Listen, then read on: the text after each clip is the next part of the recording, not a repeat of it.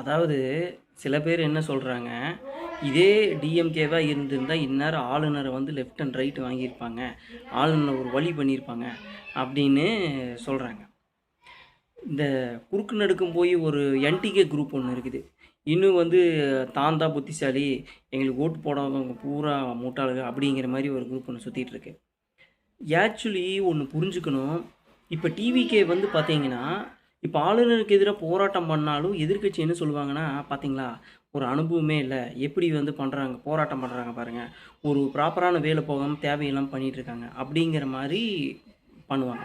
இப்போ அமைதியாக உட்காந்து ஒரு பொறுமையாக ஒரு காரியத்தை சாதிக்கணும் அப்படிங்கிற மோடில் போனோம்னா இவங்க என்ன சொல்லுவாங்க, இவங்களுக்கெல்லாம் பார்த்தீங்களா எவ்வளோ சாஃப்டாக போயிட்டுருக்காங்க பாருங்கள், இதெல்லாம் இவங்களுக்கெல்லாம் அனுபவம் பத்தலை அப்படிங்கிற மாதிரி சொல்லுவாங்க.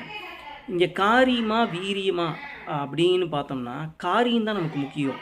வீரியத்துக்கு 10 பைசா பிரயோஜனம் இல்லை. இதுக்கு முன்னாடி நடந்ததெல்லாம் பாருங்கள், கூவத்தூர் ரெசார்ட்டில் நடந்த பிரச்சனை, அதுக்கப்புறம் எத்தனையோ தமிழ்நாட்டில் அரசியலில் வந்து பல பிரச்சனைகள் வந்து நடந்திருக்குது.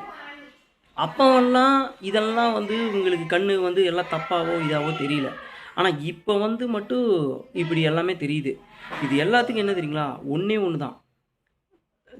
விஜய் மட்டும் சிஎம் ஆகி கையெழுத்து போட்டு ஒரு மாதம் அந்த ஆட்சி நடந்துச்சுன்னு வச்சுக்கோங்களேன், அந்த ஒரே ஒரு மாதம் போதும், ஒரு பானை சோற்றுக்கு ஒரு சோறு, ஒரு பானை சோற்றுக்கு ஒரு சோறு பதம்ங்கிற மாதிரி ஒரு மாதத்தோடைய அந்த ஆட்சியே வந்து அந்த ஒட்டுமொத்த பல வருடங்களுக்கு உண்டான அரசியலை வந்து தீர்மானிக்கிற மாதிரி கொண்டு போகும்.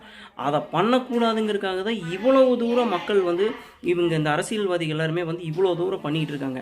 இது மூலிமா மக்களுக்குள்ளார ஒரு குழப்பத்தை ஏற்படுத்தி மக்களை வந்து ஒரு மாதிரி என்னடா இப்படின்னு ஒரு மாதிரியான மன உளைச்சலை ஏற்படுத்தி கம்முன்னு அவங்களுக்கே போடலாமா அப்படிங்கிற மாதிரியான உணர்வை வந்து ஏற்படுத்த தான் இவங்க ட்ரை பண்ணுறாங்க.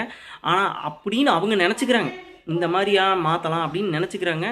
எப்படி இந்த டைம் வந்து காசு இவ்வளோ தூரம் கொடுத்தும் ஒன்றும் வேலைக்கு ஆகலையோ இதே மாதிரி தான் ஃப்யூச்சர்லேயும் நடக்கும். இதை வந்து திரும்ப திரும்ப புரிஞ்சிக்காம அவங்களுடைய செயல்கள் மூலிமாவே அவங்களோட நன்மதிப்பை அவங்களே கெடுத்துக்கிறாங்க. இவ்வளோதான் நான் என்னோடய சைட்லேருந்து நான் பார்க்குறேன். பார்ப்போம் எப்படி போகுதுன்னு சொல்லிட்டு.